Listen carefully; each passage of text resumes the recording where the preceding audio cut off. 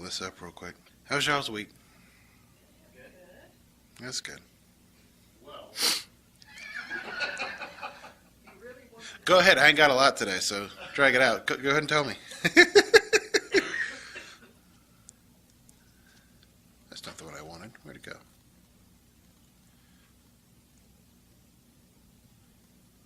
There it is. All right, good.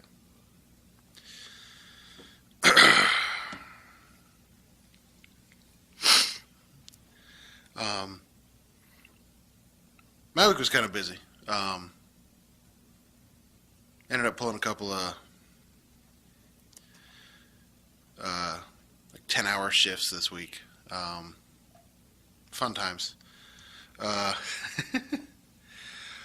So I'm a little tired today. I'll be perfectly honest with you. Because last week we were at Dad's house after church, and he asked if I could speak this week, and I said yeah, because I knew it'd been a while since I'd spoken. So I said I'd do it. I'd make sure I'd try to set aside some time to get it done this week. Like I said, work kind of powdered on this week.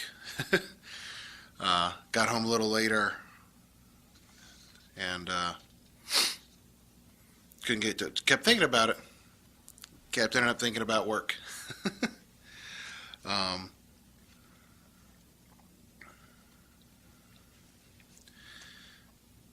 So the thing is, even up to this morning, I was in the shower, and I quietly said a little prayer to myself as I was getting in for God to help me figure out what I need to start writing for today. And as of a few minutes ago, I still ain't written nothing for today. I don't have anything for you guys today. Except for I looked up this verse I'm going to read to y'all real quick.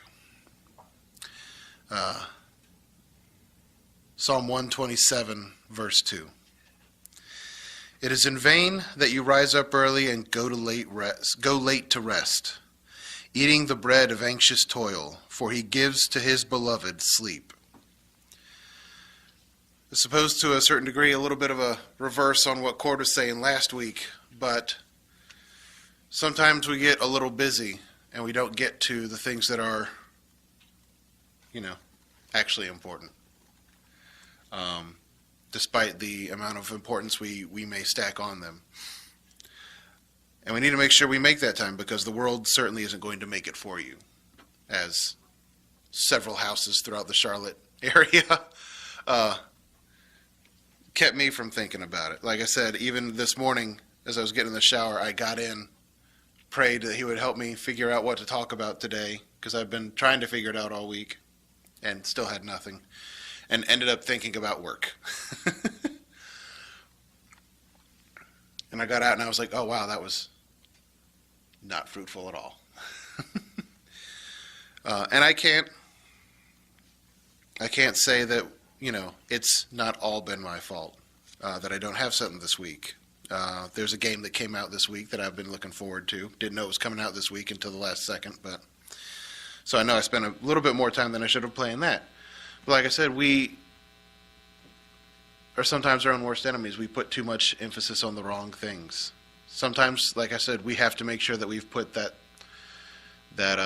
emphasis on there. We have to make sure that we get the time to go to God, because, your job's not going to make sure you get that time. The world won't stop to make sure that you've gotten that time, because the world and its king is there to stop you from getting that time.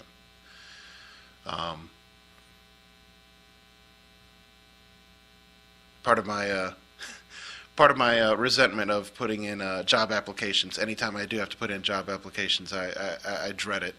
I don't sell myself well, for one thing, but that's on a personal level. On a second level, call me naive, call me childish, call me stupid if you want. I'll take all three if you want. I don't like the idea of making money. Maybe it's a little naive and idealistic, but I'm not dumb enough to think I don't need to make money. Although there was a brief stint in high school, I was sure I could make it as a hobo.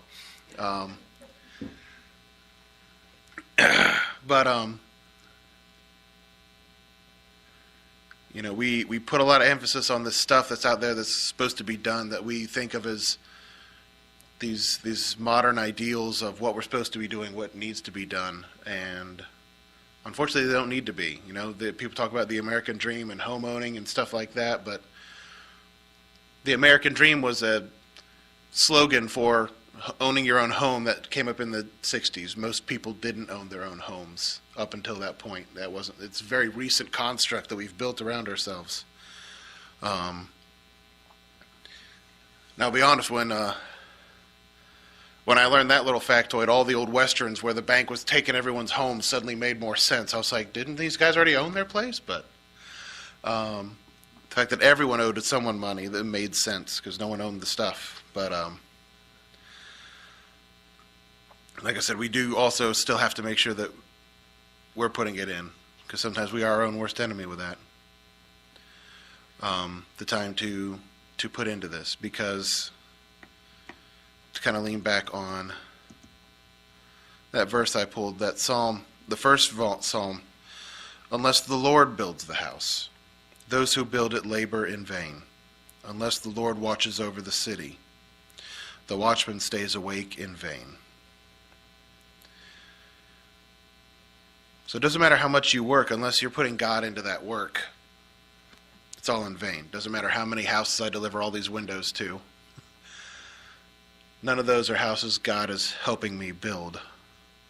I need to make sure that I'm putting Him in my life so that He's in the house that I've built for the ones He's given me.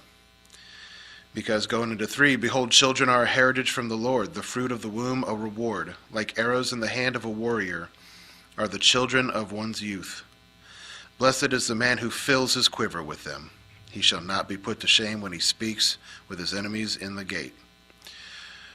Well, the last verse kind of sounds like when bad guys show up at the door, you're going to sick your kids on them, I guess. But there